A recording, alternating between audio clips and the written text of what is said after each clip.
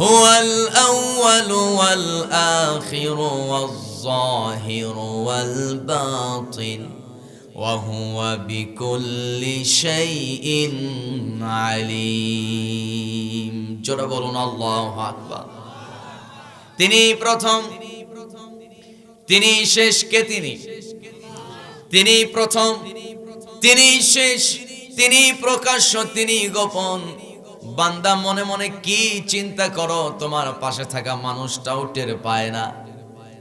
তুমি যার বিরুদ্ধে ষড়যন্ত্র করছো সে তোমার পাশে আছে কিন্তু সে জানে না। কিন্তু তোমার মনের খবরটা যিনি জানে, আওয়াজ করে বলতে হবে তিনি কে। ওয়াহুয়া আলা কুল্লি শাইইন কাদির। বান্দা তুমি কি জানো দিন শেষে সমস্ত ক্ষমতার মালিক তোমার রব ছাড়া কেউ না। আল্লাহু আকবার। সমস্ত সুপ্রিম পাওয়ার কার হাতে? সবাই তো কয় না কার হাতে, নাকি ডক্টর ইউনূসের হাতে? ইউনূসের হাতে? আমার ভাইয়েরা, এজন্য আল্লাহ বলেন, ও বান্দা দুনিয়ার এই সাময়িক সময়, অল্প সময় বেঁধে দেওয়া সময়, কেমন সময় আল্লাহ বলেন, আল্লাযী খালাকাল মাউতা ওয়াল হায়াতা লিয়াবলুয়াকুম আইয়ুকুম আহসানু আমালা ওয়া হুয়াল আজিজুল গফুর। জোরে বলুন আল্লাহু আকবার। আল্লাহ রাব্বুল আলামিন বলেন, অতীব সুন্দর বরকতময় রব তো তিনি, যিনি মৃত্যু এবং জীবন সৃষ্টি করেছেন। জীবন সৃষ্টি করার পর তোমাদের জন্য যে মৃত্যু আছে সামনে অপেক্ষা করছে, এই মৃত্যু এবং জীবনের মাঝখানে যে সময়টা আল্লাহ বেঁধে দিয়েছেন, পৃথিবীর কোনো মানুষ বলতে পারবে না তার জন্য কতটুকু সময় আল্লাহ বেঁধে দিয়েছেন, কতটুকু সময় সে দুনিয়াতে থাকবে। কেউ কি বলতে পারবে নাকি? কথা কয় না পারবে। এই যে আজকে মাহফিল হলো, আগামী বছর আপনারা হয়তো আবারও মাহফিল করবেন, আগামী বছর তাফসীর মাহফিল আমরা বসতে পারবো, এমন গ্যারান্টি ওয়ারেন্টি কেউ দিতে পারবে নাকি? সবাই তো পারবে। বাড়িতে যাব এই মাহফিল শেষ করে, এই নিশ্চয়তা কেউ কি দিতে পারবেন নাকি? যাবে না, যাবে না। সবাই আমরা যে কোনো মুহূর্তে মারা যাব, আমরা কেউ জানি না কার মৃত্যু কখন হবে। এজন্য আল্লাহ বলেন, জীবন মৃত্যুর মাঝখানে যে সময়টা আমি বেঁধে দিয়েছি বান্দা, ও বান্দা জেনে রাখো, এই সময় খুব গুরুত্বপূর্ণ সময়। আমি দেখতে চাই বান্দারে আহসানু আমালা। আহসান মানে সুন্দর। আপনার জীবনে সুন্দর সুন্দর আমলগুলো আপনি করতে পারেন কিনা, ভালো ভালো কাজগুলো আপনি করতে পারেন কিনা, এইটা পরীক্ষার জন্য আল্লাহ রাব্বুল আলামিন জীবন মৃত্যু সৃষ্টি করেছেন। আল্লাহ দেখবেন আমার বন্ধুগণ, এই মৃত্যু জীবনের মাঝখানে যে সময় বেঁধে দিয়েছেন, এই সময়ের মধ্যে কোন কোন বান্দা দুনিয়াতে থেকে সবচেয়ে বেশি ভালো কাজ করতে পারে। যেই বান্দা ভালো কাজ করবে তার জন্য ভালো উপহার আছে না নাই? ঘুমাচ্ছেন বোধহয়, আছে না নাই? আমার বন্ধুগণ, কিন্তু ম্যাক্সিমাম আজকে আমরা ভালো কাজে আগ্রহ আমাদের মধ্যে নাই। ম্যাক্সিমাম মানুষের ভিতরে ভালো কাজের খুব একটা মজা আমাদের ভিতরে নাই, কারণ আমাদের অন্তরটা মরে গেছে। দুনিয়ার লোভ লালসা, দুনিয়ার এই রং তামাশায় মত্ত হয়ে আমরা আখিরাতকে ভুলে যাচ্ছি। না নাই কাজ করা যাবে না, যে কোনো মুহূর্তে দুনিয়া থেকে হুট করে বিদায় নেব। এই সময়ের মধ্যে আমরা কতই পেরেশান। একটা বাড়ি বানানোর জন্য, বাড়ি কেনার জন্য, একটা দামি একটা ফোন আছে আর একটা দামি ফোন কেমনে হবে? একটা বাড়ি আছে আর একটু দামি বাড়ি কেমনে হবে? একটা গাড়ি আছে, ওই গাড়ির চেয়ে আর একটু বেশি দামের গাড়ি কেমনে পাবো? সবার ভিতরে শুধু উচ্চ আকাঙ্ক্ষা, কম না বেশি বলেন? সবাই তো কয় না কম না বেশি। হঠাৎ করে আপনি রাস্তা দিয়ে যাচ্ছেন, যাওয়ার পথে রিকশায় চলে যাচ্ছেন, গুরুত্বপূর্ণ একটা কাজ। রিকশা যাচ্ছে তার গতিতে, ডান দিকে আপনি তাকায় দেখেন প্রাইভেট কার নিয়ে কোন এক লোক আপনার এলাকার কোন একটা লোক সুন্দর একটা প্রাইভেট কার নিয়ে ডান দিক দিয়ে চলে যাচ্ছে, আপনাকে ওভারটেক করে। মনের মধ্যে ওই সময় চিন্তা হয়, এই প্রাইভেট কার যদি আমার থাকতো তাহলে আমি এই রিক্সা বাদ দিয়া ওই গাড়িতে দ্রুত যেতে পারতাম। মনের মধ্যে আশা, কেমনে এরকম একটা প্রাইভেট কার হবে, ঠিক কিনা? এরকম আকাঙ্ক্ষা হয় কি হয় না? আজকে আমার 1 বিঘা জমি, কেমনে 10 বিঘা জমি হবে? সবার শুধু চাহিদা আকাঙ্ক্ষা, আছে না নাই বলেন? আসতে কবেন না, আছে না নাই?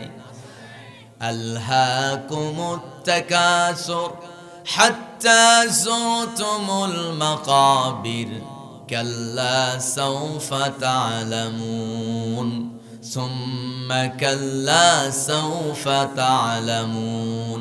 প্রাচুর্যের নেশা আমাদেরকে কেন জানি অন্ধ করে রাখছে, ঠিক কিনা? এই প্রাচুর্যের নেশা কাটাতে হবে।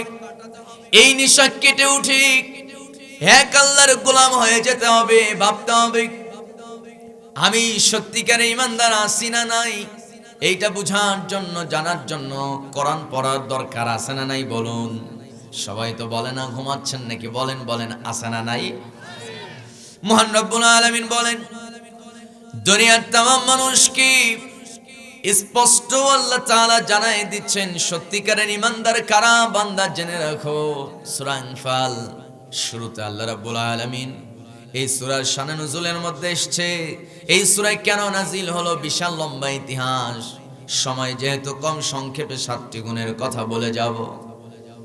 আল্লাহ রাব্বুল আলামিন বলছেন, এই সূরার মাঝখান থেকে 7টি গুণের কথা ফাইন্ড আউট করেছেন। আল্লাহ বলেন, ফাত্তাকুল্লাহা ওয়া আসলিহু যাতা বাইনিকুম ওয়া আতিউল্লাহা ওয়া রাসূলাহু ইন কুনতুম মুমিনিন। জোরে বলুন আল্লাহু আকবার। আল্লাহ রাব্বুল আলামিন বলেন, বান্দারে 7টি গুণের মধ্যে 1 নাম্বার গুণ হলো, আমি দেখব কোন কোন ইমানদার সে জাগতিক দুনিয়াতে চলাফেরার সময়, এই জাগতিক দুনিয়াতে চলতে নিয়ে আমার কোন বান্দা জীবনে আমার কোন বান্দা শুধুমাত্র আমাকে ভয় করে চলতে পেরেছে। যেই বান্দার কলিজার ভিতরে একমাত্র শুধুমাত্র আল্লাহর ভয় আছে, আল্লাহ বলেন সেই বান্দাই সত্যিকারের ইমানদার। সুবহানাল্লাহ। আমাদের ভিতরে আল্লাহর ভয় থাকার দরকার আছে না নাই? সবাই তো কয় না, আছে না নাই?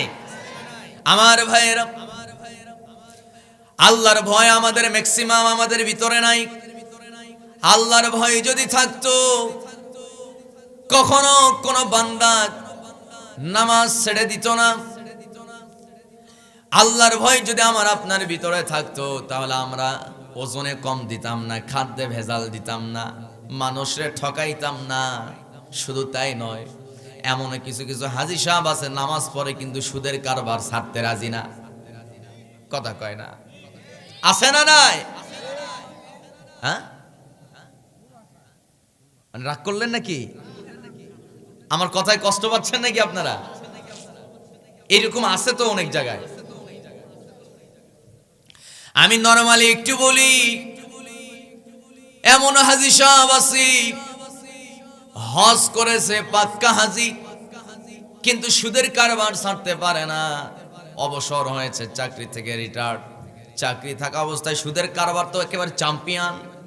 আছে না নাই? কোন যেই না চাকরি শেষ, বার্ধক্য জীবন চলে আসছে, মুরব্বী মানুষ হজ করে, হাজী সাহেব লম্বা দাড়ি ছেড়ে দিয়েছে, কিন্তু সুদ ছাড়তে পারে না। এলাকার একজন যুবক বিপদে পড়ছে, হাজী সাহেবের কাছে গেছে, চাচা, ও চাচা, বিশাল বিপদ, 1000 টাকা দরকার, দয়া করে একটু কর্জ দেওয়া যাবে নাকি, একটু ধার দেওয়া যাবে নাকি? বলা মাত্র হাজী সাহেবের মেজাজ গরম, যা তো এখান থেকে সরে যা, যা এখান থেকে দূর হয়ে যায়, এমনিতেই নিজেই চলতে পারি না, তোর 1000 টাকা দিব কোন জায়গা থেকে? হাজী সাহেবের মেজাজ গরম। যুবক টেকনিক খাটায়া বলতেছে, চাচা যান, এত উগ্র মেজাজ দেখানোর কি দরকার? আপনি টাকা দিবেন না বুঝতে পারছি, কিন্তু কথা হলো আজকে শনিবার আপনি 1000 টাকা দিবেন, আগামী বুধবারে আপনাকে টাকা ফেরত দেব, কিন্তু শুধু 1000 টাকা নয়, সাথে আরো 300 টাকা, মোট 1300 টাকা আপনাকে ফেরত দেব।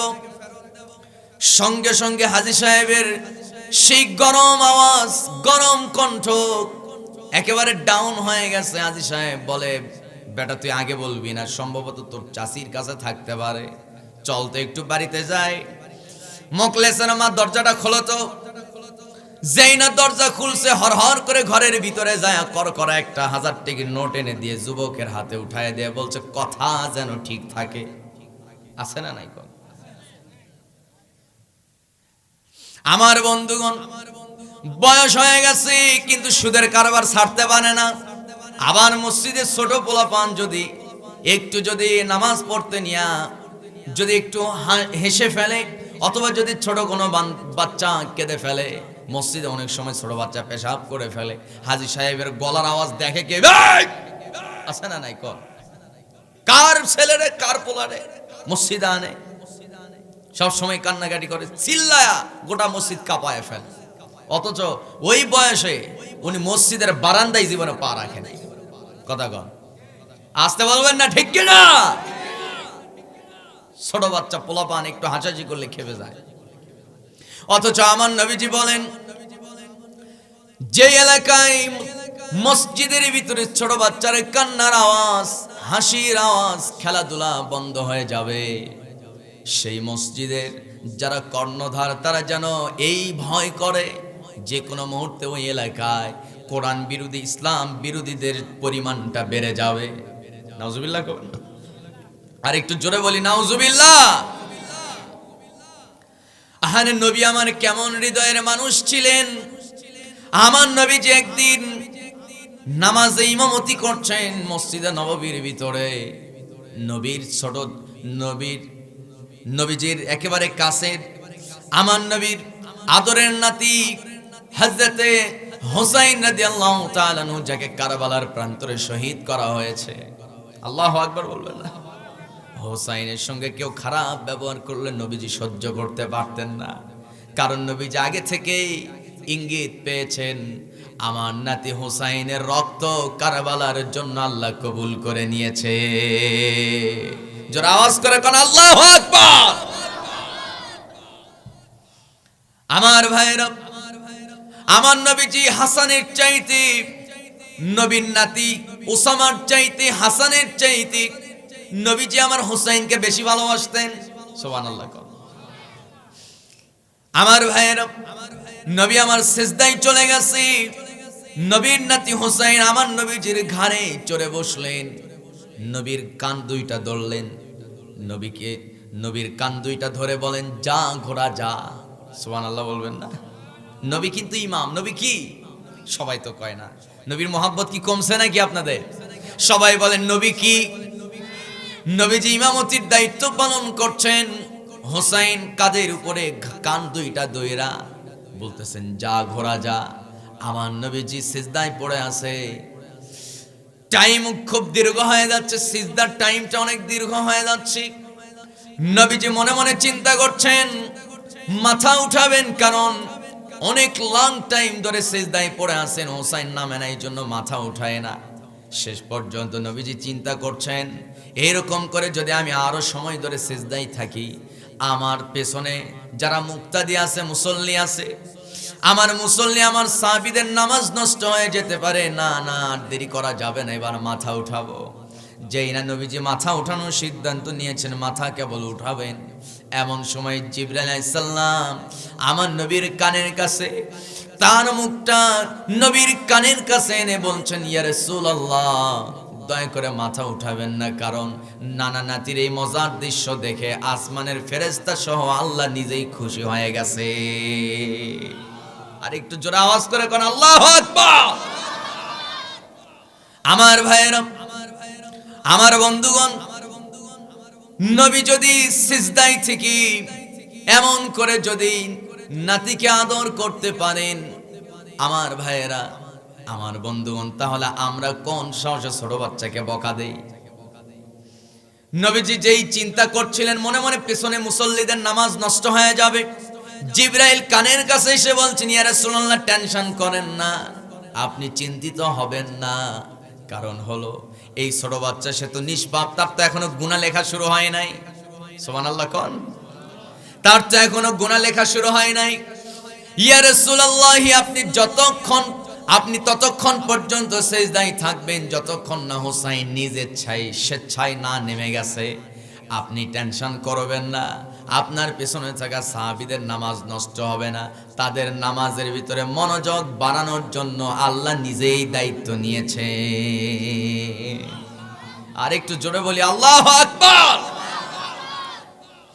আমার ভাইয়েরা, আমার বন্ধুগণ, কাউকে যখন আপনি হেয় প্রতিপন্ন করবেন সাবধান, আল্লাহকে ভয় করেন। কারণ আল্লাহ বলছেন, ইয়া আইয়ুহাল্লাযীনা আমানু লা ইয়াসখার কওমুম মিন কওমিন আসা আইয়াকুনু খায়রাম মিনহুম ওয়ালা নিসাউম মিন নিসাইন আসা আইয়াকুন্না খায়রাম মিনহুম ওয়ালা তালমিজু আনফুসাকুম ওয়ালা তানাবাসু বিল আলকাব। জোরে বলুন আল্লাহু আকবার। আল্লাহ রাব্বুল আলামিন বলেন, হে ঈমানদাররা, ও ঈমানদার পুরুষরা জেনে রাখো, লা ইয়াসখার, খবরদার খবরদার, তোমার পার্শ্ববর্তী প্রতিবেশী কোন ভাইয়ের সঙ্গে হেয় প্রতিপন্ন মূলক কোনো আচরণ করো না, তাকে নিয়ে ঠাট্টা বিদ্রূপ করো না, তাকে নিয়ে তুমি উপহাস করে কথা বলো না। কারণ সেও তো আমার বান্দা, তুমিও আমার বান্দা। আজকে তুমি তাকে ঠাট্টা বিদ্রূপ করে কথা বলছো। আমার বন্ধুগণ, সমাজে কারে নিয়ে সবাই ঠাট্টা বিদ্রূপ করে, সবাই কারে নিয়ে উপহাস করে, সবাই কাকে নিয়ে বেশি তুচ্ছ তাচ্ছিল্য করে? যেই লোকটা বারবার ভুল করে, যেই লোকটা সমাজে একেবারে মূল্যহীন, মূর্খ মানুষ, দেখতে কালো, দেখতে খাটো, নাকটা বোচা, চেহারাটা অত্যন্ত কালো, বোঝে কম। আছে না নাই এরকম? সবাই তো কয় না, আছে না নাই? ওই লোকটারে সবাই শুধুমাত্র ওই লোকটারে নিয়ে হাসি তামাশা করে। এই কাজগুলো করা যাবে না। কারণ আল্লাহ রাব্বুল আলামিন বলেন, আজকে আমার বান্দাকে নিয়ে তুমি ঠাট্টা বিদ্রূপ করছো, সেও আমার বান্দা, ওরে তো আমি ওই রকম করেই বানিয়েছি। কিন্তু বান্দারে তোমারে একটু বেশি সুন্দর করে বানিয়েছি, তোমারে একটু বেশি সম্পদশালী বানিয়েছি, তার সম্পদ একটু কম। কিন্তু বান্দা জেনে রাখো, আজকে তারে নিয়ে ঠাট্টা বিদ্রূপ করছো, তারে নিয়ে তুমি উপহাস করে কথা বলতেছো। বান্দা জেনে রাখো, তোমার চাইতে ওই বান্দা হতে পারে জান্নাতের রাস্তায় তোমার চাইতে সে এগিয়ে গেছে। আল্লাহ বান্দাকে বুঝাচ্ছেন কত সুন্দরভাবে যে, বান্দা তুমি আজকে জানে নিয়ে ঠাট্টা বিদ্রূপ করছো, হতে পারে তার সম্পদ কম, তোমার সম্পদ বেশি, তার চেহারা ভালো না, তোমার চেহারা ভালো, সে খুব একটা জ্ঞানী না, সে মূর্খ সমাজে, তুমি জ্ঞানী। সে হয়তো বোঝে কম, তুমি বোঝো বেশি। সে হয়তো বিবেকহীন, বিবেক নাই, আকল নাই, বুদ্ধি নাই, কিন্তু তোমার বুদ্ধি আছে, সব দিক দিয়ে তুমি পাকাপোক্ত। কিন্তু জান্নাতের রাস্তায় তুমি তার চাইতে হয়তো পিছায় আসো, হতে পারে সে আগায় আছে। সুবহানাল্লাহ বলবেন না? আর একটু জোরে আওয়াজ করে বলি সুবহানাল্লাহ। আল্লাহ রাব্বুল আলামিন বলছেন, বান্দারে আমি তো সেই বান্দাকেই বেশি ভালোবাসি যেই বান্দার ভিতরে আল্লাহর ভয় ঢুকে গেছে। মহান রব্বুল আলামিন বলেন, ইয়া আইয়ুহাল্লাযীনা আমানু ইয়া আইয়ুহান নাসু ইন্না খালাকনাকুম মিন যাকারিন ওয়া উনসা ওয়া জাআলনাকুম শুউবান ওয়া ক্বাবাইলা লিতাআরাফু ইন্না আকরামাকুম ইনদাল্লাহি আতকাকুম ইন্নাল্লাহা আলিমুন খাবীর। জোরে বলুন আল্লাহু আকবার। আমার ভাইয়েরা, মহান রব্বুল আলামিন বলেন, এই আসমানের নিচে আল্লাহর কাছে ওই বান্দা সবচাইতে সম্মানী, যার কলিজার ভিতরে আল্লাহর ভয় ঢুকে গেছে। আল্লাহকে ভয় করে এমন রিকশা চালক সমাজে আছে না নাই? সবাই তো কয় না, আছে না নাই? আল্লাহকে ভয় করে এমন কৃষক আছে না নাই? যেই লোকটা পড়াশোনা জানে না কিন্তু আল্লাহকে এত ভয় করে, যখন কানের মধ্যে আজান ঢুকে গেছে দুনিয়ার কোন মানুষ তারা আর থামায় রাখতে পারে না। আজান যখন কানে চলে আসে ওই বান্দা বড় পেরেশানির মধ্যে পড়ে যায়। ওই বান্দার ওই মুহূর্তে একটাই টেনশন, আমার যত গুরুত্বপূর্ণ কাজ থাকুক না কেন আল্লাহ আমাকে ডাক দিয়েছেন, আল্লাহর ডাকে সাড়া দিতে হবে, মসজিদে যেতে হবে, আল্লাহর কুদরতি কদমে সেজদায় মাথাটা নত করতে হবে, ঠিক কি না? দুনিয়ার কোন গুরুত্বপূর্ণ কাজ তারে থামায় রাখতে পারে না। আমি একদিন ঢাকা কাওরান বাজারে বাজার করে আমি একটা সিএনজি রিজার্ভ করে মিরপুর 1 আমার বাসার দিকে রওনা করলাম। আমার বন্ধুগণ, আমার ভাইয়েরা, যেই না টেকনিক্যাল পার হয়েছি, যেই না টেকনিক্যালের কাছাকাছি, সঙ্গে সঙ্গে লোকটা বলছেন, হুজুর আজমপুর ওই জায়গায় মোটামুটি আজান দিয়েছে, হুজুর ধানমন্ডি পার হয়ে আজান দিয়েছে, মাগরিবের আজান হয়ে গেছে, চলেন আমরা দুজন মিলে ওই জায়গায় নামাজ পড়ি। মনে মনে চিন্তা করলাম, সিএনজি আলা কেন আমার এই কথা বলল? আমি হুজুর মানুষ, আমার তো এই কথা বলার দরকার ছিল, ঠিক কিনা? আমার ভাইয়েরা, লোকটাকে বললাম, ভাইরি কতদিন থেকে আপনি নামাজ পড়েন? বললেন, হুজুর আগে আমি সন্ত্রাসী কাজ কারবার করতাম, কত মানুষকে মেরেছি, কত মানুষের সম্পদ ছিনতাই করছি, জানি না আমার এই সব পাপ আল্লাহ মাফ করবে কিনা জানি না। গত 4 বছর ধরে নামাজ ধরেছি, একটা ওয়াক্ত নামাজ ছাড়ি নাই। জোরে আওয়াজ করে বলি আল্লাহু আকবার। এরই নাম তো ফিরে আসা, তওবা। তওবা মানে ফিরে আসা। যেই ভুল জীবনে করেছে আর জীবনে করাবো না, এজন্য আল্লাহ রাব্বুল আলামিন বলেন, কুল ইয়া ইবাদিয়াল্লাযীনা আসরাফু আলা আনফুসিহিম লা তাকনাতু মির রাহমাতিল্লাহ ইন্নাল্লাহা ইয়াগফিরুয যুনুবা জামিআ ইন্নাহু হুয়াল গফুরুর রহিম। জোরে বলুন আল্লাহু আকবার। মহান রব্বুল আলামিন বলেন, বান্দারে খবরদার খবরদার, আল্লাহর রহমত থেকে নিরাশ হওয়া যাবে না। ও বান্দা, তুমি হয়তো চিন্তা করছো তোমার চেয়ে বড় পাপী আসমানের নিচে আর কেউ নাই, কিন্তু বান্দা জেনে রাখো, আমার ক্ষমার চাইতে তোমার গুনাহ বেশি হতে পারে না। আল্লাহু আকবার। আরেকটু আস্তে কর, জোরে আওয়াজ করে বলি আল্লাহু আকবার। আপনার গুনাহ যদি হয় পাহাড় পরিমাণ, পাহাড় আপনারা কতটুকু কে দেখেছেন আমি জানি না। আপনি বিশেষ করে সুনামগঞ্জে যান, একেবারে বর্ডার ঘেঁষে বাংলাদেশের সীমানা যেখানে শেষ, সেখান থেকে ভারতের মধ্যে ঢুকে গেছে অনেকগুলো পাহাড়। আমার বন্ধু, ওই পাহাড়ি এলাকাগুলোতে আপনি যান। আমি গিয়েছি, দীর্ঘদিন ওই দিকে থেকেছি, মাহফিল করেছি, নিজে আশ্চর্য হয়ে গেছি, হায় হায় এত উঁচু পাহাড়, ওই পাহাড়ের উপর আবার 2 তলা 3 তলা বাড়ি। জোরে কোন আল্লাহু আকবার। আমি নিজে আশ্চর্য হই, এই পাহাড়ের উপরে এই বাড়িগুলো কেমনে আছে? পাহাড় তো অনেক মজবুত। আমার বন্ধুগণ, পঞ্চগড়ে গেলাম, সেখানে দেখি কাঞ্চনজঙ্ঘা পর্বত শৃঙ্গ আছে। ওই পর্বত শৃঙ্গ দেখে আপনি আশ্চর্য হয়ে যাবেন। মাইলের পর মাইল আপনি সেই পঞ্চগড় ছেড়ে যখন আপনি মোটামুটি ঠাকুরগাঁ বা দিনাজপুরের এদিকে যখন আসবেন, দূর থেকে আপনি পর্বত শৃঙ্গ দেখতে পাবেন, বরফের পাহাড়, এত উঁচু পাহাড়। আল্লাহ বলেন, বান্দারে তোমার গুনাহ যদি হয় পাহাড় পরিমাণ, ওই পাহাড় পরিমাণ গুনাহ নিয়া, ওই পাহাড় পরিমাণ গুনাহের ভারী বোঝা মাথায় নিয়া, বান্দা তুমি নিরাশ হয়ে যেও না। কারণ হলো, তোমার পাহাড় পরিমাণ গুনাহ নিয়ে যদি তুমি আমার দরবারে একটাবার হাত উঠায়া একটাবার যদি বলতে পারো, আল্লাহ যা করছি আর করব না, যা ভুল করছি আর করব না, আজ থেকে তওবা করলাম আর জীবনে করব না। বান্দা যদি একটাবার যদি তুমি প্রতিজ্ঞাবদ্ধ হতে পারো, তওবার মতো যদি তওবা করতে পারো, আর যদি এক ফোঁটা চোখের পানি ফেলতে পারো, ওই এক ফোঁটা চোখের পানির বিনিময়ে বান্দা জেনে রাখো, আমি তোমার ওই পাহাড় পরিমাণ গুনাহ ক্ষমা করার জন্য আকাশ পরিমাণ ক্ষমা নিয়ে বান্দা তোর সামনে হাজির হয়ে যাব। আর একটু জোরে বলি আল্লাহু আকবার।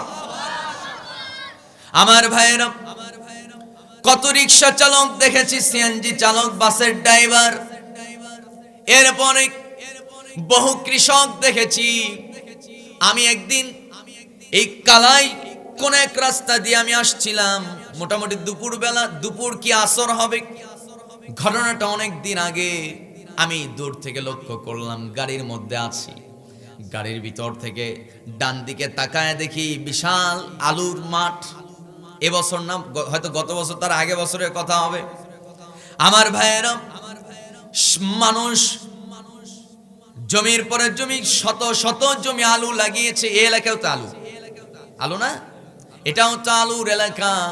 আমার বন্ধুগণ, ওই মাঠে কৃষকরা আলু লাগাইতেছে, কিন্তু হঠাৎ করে দেখতে পেলাম গামছা বিছায়া কয়েকজন জামাত করে নামাজ আদায় করতেছে।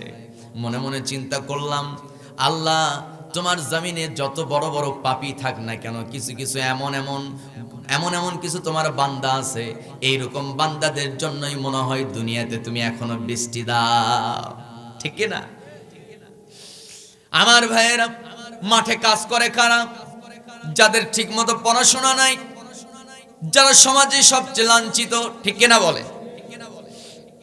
সেই মানুষগুলো যদি নিয়মিত নামাজ পড়ে দুনিয়াতে লাঞ্ছিত হতে পারে, আল্লাহর কসম করে বলি, দুনিয়ার সবচাইতে বড় বড় ধনীদের 500 বছর আগে তারা আল্লাহর জান্নাতে গিয়ে আনন্দ করবে। আর একটু জোরে বলি আল্লাহু আকবার। এজন্য আমাদের কলিজায় ভয় থাকা দরকার। কার? সবাই তো কয় না, ভয় থাকা দরকার কার? আমার মা বোনদেরকে নিয়ে বলতে চাই, অনেক মা বোন আছে জামা নাপাক, জামা অপবিত্র, আজান হওয়া মাত্র জামা চেঞ্জ করে জায়গায় পবিত্রতা অর্জন করে ওযু বানায়া নামাজে দাঁড়িয়ে যায়। আছে না নাই? কথা কোন আছে না নাই? শুধু তাই নয়, এমন অনেক নারী আছে নিজের সতীত্ব, নিজের চেহারা পর পুরুষ থেকে হেফাজত করার জন্য বড়ই যত্নশীল। আমার ভাইয়েরা, আবার উল্টা দিকে এমন কিছু নারী আছে, বাড়িতে সোনো পাউডার থেকে শুরু করে যা দরকার স্বামীর থেকে জোর করে আদায় করে, সেজেগুজে মার্কেটে গিয়ে মার্কেটের দোকানদারের হক আদায় করে। আছে না নাই? কন রাগ করলেন নাকি? আবার সাউন্ড এবার কমে গেল। আছে না নাই? আমি আমার মা বোনদেরকে বলবো, রাসূল সাল্লাল্লাহু আলাইহি ওয়াসাল্লাম বলেন, কোন মহিলা যদি সুন্দর করে নিজের চেহারা সাজুগুজু করে যদি স্বামীর সামনে প্রেজেন্ট করে, স্বামীর সামনে যদি হাজির হয়ে যায়, আর তার চেহারার প্রশংসা স্বামী করুক বা নাই করুক, সুন্দর চেহারা নিয়ে যদি সাজুগুজু করে যদি স্বামীর সামনে যদি উপস্থিত হয়, স্বামীর সঙ্গে সুন্দর করে কথা বলে, আমার রাসূল বলেন তার 1 বছরের গুনাহ আল্লাহ মাফ করে দিবে। আর একটু জোরে বলি সুবহানাল্লাহ। কিন্তু নারীরা কি স্বামীর কাছে সাজে? কথা কয় না, সাজে? মার্কেটে যেতে হলে দেখবেন যে আধা ঘন্টা 1 ঘন্টা ধরে আগে সাজবে, চেহারায় যত আটা ময়দা আসে। আছে না নাই? কোন আবার অনেক যুবক পোলাপান আছে বিয়ের আগে হাইরে সাজন। আছে না নাই? কোন সম্মানিত ভাইয়েরা, আমার বন্ধুগণ, একজন আল্লাহওয়ালা, একজন নেককারিনী, যেই নারীর কলিজার ভিতরে আল্লাহর ভয় আছে, সে কখনো পরপুরুষ, বাইরের পুরুষের জন্য সাজতে পারে না। যে ঠিকের আওয়াজ, আপনার বউ তো নিয়মিত সাজা শুরু করে দিবে। সম্মানিত ভাইয়েরা, আমার বন্ধুগণ, তাহলে 1 নাম্বার সত্যিকারের ইমানদারের গুণ হচ্ছে তার কলিজা জুড়ে ভয় থাকবে কার? সবাই তো আওয়াজ করে বলে না, ভয় থাকবে কার? আল্লাহ ছাড়া কাউকে ভয় করা জায়েজ আছে? নাই। আমার ভাইয়েরা, 2 নম্বরে কি গুণ অর্জন করতে হবে? আল্লাহ রাব্বুল আলামিন বলেন, ওয়া আসলিহু যাতা বাইনিকুম ওয়া আতিউল্লাহা ওয়া রাসূলাহু ইন কুনতুম মুমিনিন। জোরে বলুন আল্লাহু আকবার।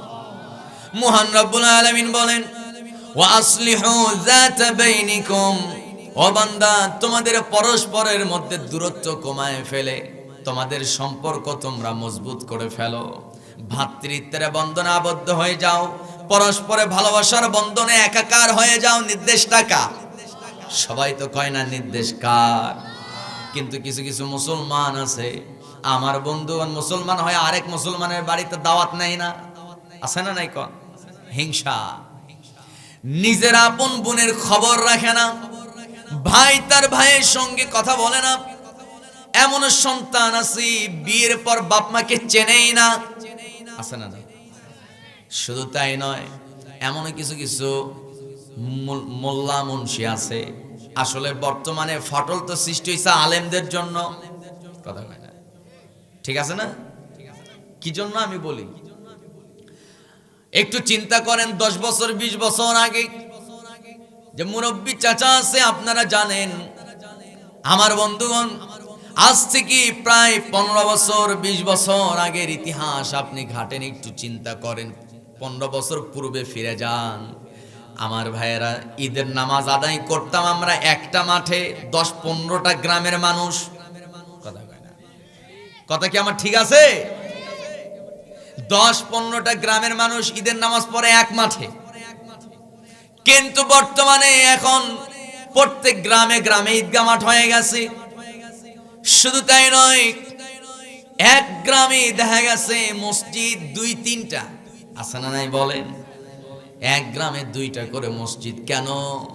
অমুক এলাকার মসজিদ, মানে মসজিদ আলাদাগুলো হয় কি জন্য? ঈদগাহ মাঠ আলাদা হয় কি জন্য? আমার ভাইয়েরা, 95% কারণ হলো কিছু কিছু ফতোয়াবিদ, কিছু ফতোয়াবাজি, কিছু মুফতি সাহেব আছে, বলে যে মিলাদ কিয়াম, কেউ বলে হারাম, কেউ বলে জায়েজ, দ্বন্দ্ব আছে না নাই? কেউ বলে বেদাত, কেউ বলে না করতেই হবে, আবার কেউ বলে নামাজের পর মুনাজাত করা যাবে না, আবার কেউ বলে মুনাজাত করতে হবে। এই নিয়ে দ্বন্দ্ব আছে না নাই? আমার বন্ধুগণ, আবার কেউ বলে হাত বাঁধতে হবে নাভির নিচে, কেউ বলে বুকে, কেউ বলে পেটে, কেউ বলে কপালে। এই নিয়ে দ্বন্দ্ব আছে না নাই? আমার ভাইয়েরা, নবী নূরের তৈরি না মাটির তৈরি, এই নিয়েও ফিতনা আছে না নাই? এই ছোটখাটো বিষয়গুলো কি কেন্দ্র করে মসজিদ আলাদা হয়ে যায়। আমরা মিলাদ কিয়াম করব, তোমরা করবা না, সরে যাও। ওরা বলে তো এরা মিলাদ কিয়াম বাদ দিবে না, মসজিদ আলাদা করো। এই ঝামেলা আছে না নাই? কর। অথচ এই ছোটখাটো বিষয়গুলো কি মূল কারণ বানায়া সমাজের নানান বিতর্ক, এমনকি মারামারি পর্যন্ত হয়, মার্ডার পর্যন্ত হয়ে যায়। না না, এই কাজগুলো করা উচিত না। আপনি সৌদি আরবে যান, অন্যান্য দেশগুলোতে যান, আমার বন্ধুগণ, সৌদিতে আপনি হারামাইন শরীফে নামাজ পড়েন, দেখবেন আপনার ডানে বামে কিছু কিছু মানুষ হাত ছেড়ে দিয়ে নামাজ পড়ে, কেউ আবার বুকে হাত বাঁধে, কেউ নাভির নিচে। সেখানে কি গন্ডগোল আছে নাকি? কথা কোন আছে? নবীর রওজায় গিয়ে দাঁড়ায় সালাম দেয়, কিয়াম করে। নবীর রওজায় গিয়ে ওখানে আবার কেউ বসেও কিয়াম করে, আছে না নাই? ওই জায়গায় কি দ্বন্দ্ব আছে নাকি? কথা কয় আছে? যত দ্বন্দ্ব বাংলাদেশে, আমার বন্ধুগণ, বর্তমানে আলেমরা কোরআন হাদিস রিসার্চ করে ওয়াজ করার কোনো কিছু পায় না সাবজেক্ট। ওরা শুধু আছে কোনটা ফিতনা তৈরি করা যায়। সমাজের মানুষ সব ইতিপূর্বে এক ছিল, হুট করে একটা ফতোয়া দেয়া এলাকায় পরস্পরের মধ্যে দূরত্ব সৃষ্টি করে দেয়, আছে না নাই বলে? অথচ আমাদেরকে আল্লাহ তাআলা কি নির্দেশ দিচ্ছেন দেখেন। আল্লাহর নির্দেশ হলো, আল্লাহ রাব্বুল আলামিন বলেন, ওয়াতাসিমু বিহাবলিল্লাহি জামিআন ওয়ালা তাফাররাকু واذكروا نعمة الله عليكم إذ كنتم أعداء فألف بين قلوبكم فأصبحتم بنعمته إخوانا জোরে বলুন আল্লাহু আকবার। আল্লাহ রাব্বুল আলামিন বলেন, ছোটখাটো বিষয়কে কেন্দ্র করে তোমরা পৃথক হয়ে যেও না, আলাদা হয়ে যেও না, বিভিন্ন দলে তোমরা বিভক্ত হয়ে যেও না। ছোটখাটো বিষয়গুলোকে ছাড় দেওয়ার চেষ্টা করো, আর তোমরা মূল বিষয়গুলোকে সামনে রেখে ঐক্যবদ্ধ হয়ে যাও। কারণ বান্দা জেনে রাখো, যারা এক আল্লাহর ইবাদত করে তারা যদি এক হয়ে যেতে পারে, আল্লাহর কোরআন বলে দিচ্ছে গোটা পৃথিবীর পরাশক্তি তাদের পায়ে মাথা নত করতে বাধ্য হবে। কথা কয় না ঠিক কিনা? আজকে গোটা পৃথিবীর ওই জালেম শক্তি আমার বন্ধুগণ মুসলমানদেরকে মেরে শেষ করে দিচ্ছে। কারণ হলো মুসলমানদের মধ্যে একতা নাই। ফিলিস্তিনের মুসলমান মার খায়, পাশে রাষ্ট্র তারা চিন্তা করে ওরা তো উন্নত তরিকার, ওরা মার খাক, অসুবিধা নাই, আমরা তো ঠিক আছি। আমার বন্ধুগণ, আমার ভাইরা 20 বছর যাবত আফগানিস্তানে আমেরিকান মার্কিন বাহিনী হামলা চালালো, নির্বিচারে 60 লক্ষ মুসলমানকে হত্যা করলো।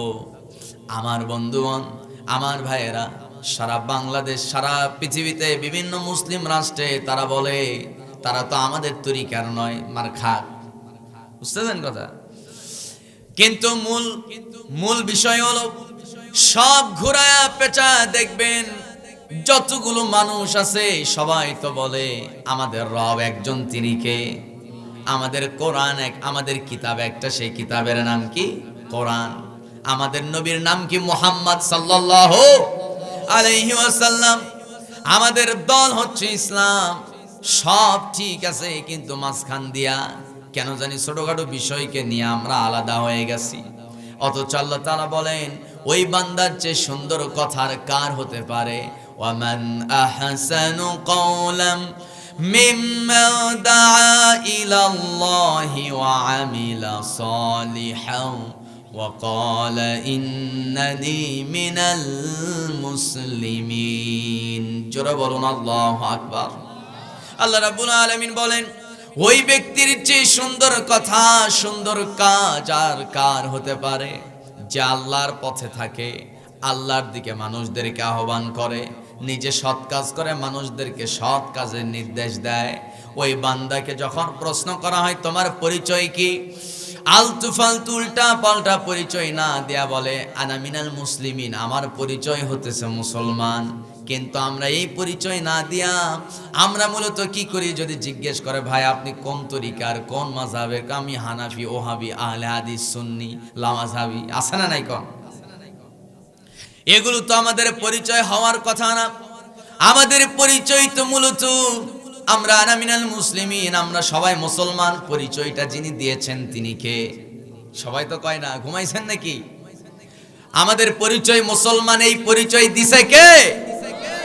আমার ভাইয়েরা, আমরা পরস্পরে একাকার হয়ে যাব। আমরা পরস্পরে ভ্রাতৃত্বের বন্ধনে, ভালোবাসার বন্ধনে আমরা একাকার হতে চাই। কার সন্তুষ্টির জন্য? সবাই একটু আওয়াজ করে বলুন, কার সন্তুষ্টির জন্য? আল্লাহ তাআলা।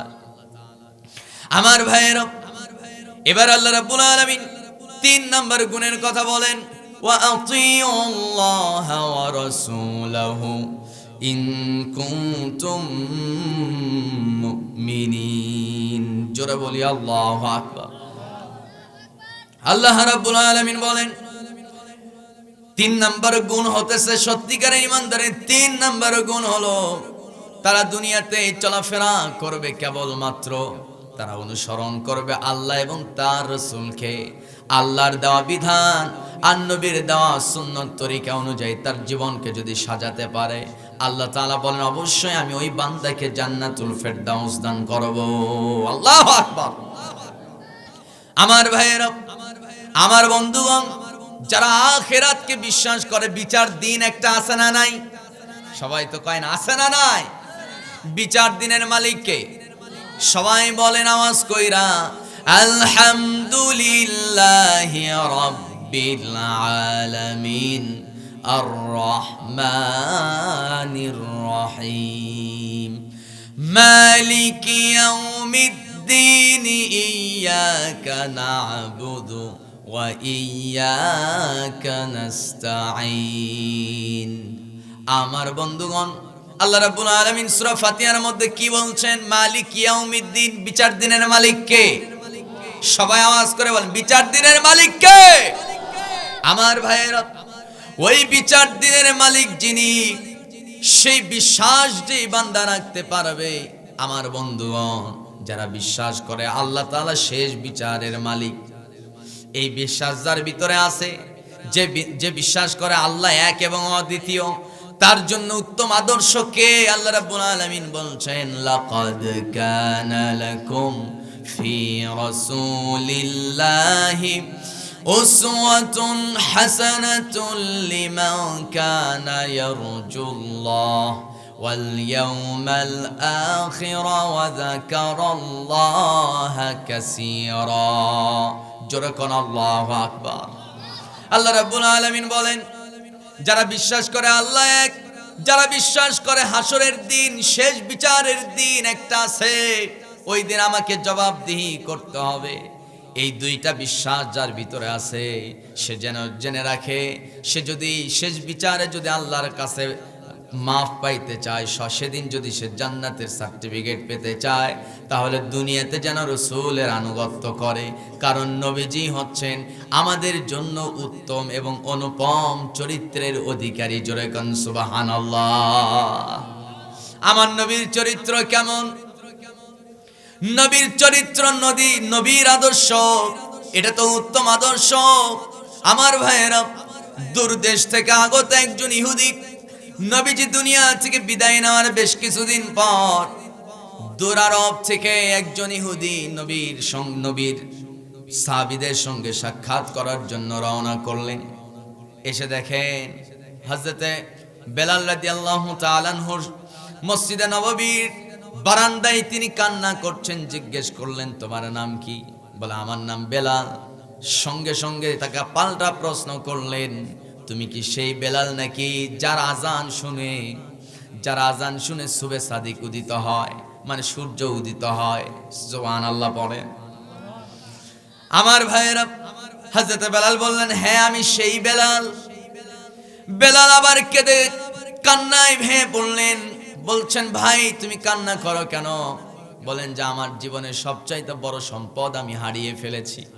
সঙ্গে সঙ্গে বেলালকে উদ্দেশ্য করে বলছেন, তোমার জীবনের সবচেয়ে বড় সম্পদ কি হারিয়ে ফেলছো? বেলাল বলে, আমার জীবনের সবচেয়ে বড় সম্পদ আমার নবী মুহাম্মদ সাল্লাল্লাহু আলাইহি ওয়াসাল্লাম। আমার ভাইরা, হযরত বেলাল একদিন আযান দেয় নাই, আকাশে সূর্য ওঠে নাই। সুবহানাল্লাহ পড়ে। এই ঘটনা আপনাদের অনেকের জানা থাকার কথা, তারপরে একটু বলি, কষ্ট হবে নাকি আপনাদের? বলবো?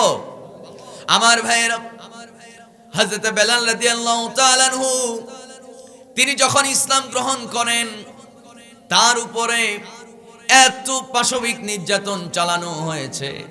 বেলাল যখন নির্যাতন সহ্য করতে পারেন না, ওই সময় নিজের এই ক্ষত জায়গাগুলো একটু সান্ত্বনা দেওয়ার জন্য অনেক সময় দেখেন না, ছোট বাচ্চাকে যদি তার মা মারধর করে, ও বলে, ও মা, ও বাবা, ও আল্লাহ, বলে কিনা? মায়ের সময় একটা আওয়াজ বের হয় না আমাদের, ওরে বাবা, ওরে মা, ওরে আল্লাহ, হয় কিনা? ওনাকে যখন আঘাত করা হয়, তখন উনি মাকেও ডাকেন নাই, বাবাকেও ডাকেন নাই, বউরেও ডাকে নাই, কাউরে ডাকে নাই। ডাকছে যারে, আওয়াজ করে বলুন তিনি কে? এই ডাকটা তার মালিক উমাইয়া আবু জেহেলের সহ্য হয় নাই। ওরা করছে কি, একটা প্লাস নিয়া নবীর জিহ্বার মধ্যে চাপ, কি বলে, বেলালের জিহ্বার মধ্যে চাপ মেরে ধরে বেলালের জিহ্বা বের করে বাবলা গাছের কাটা দিয়া বেলালের জিহ্বায় আঘাত করছে।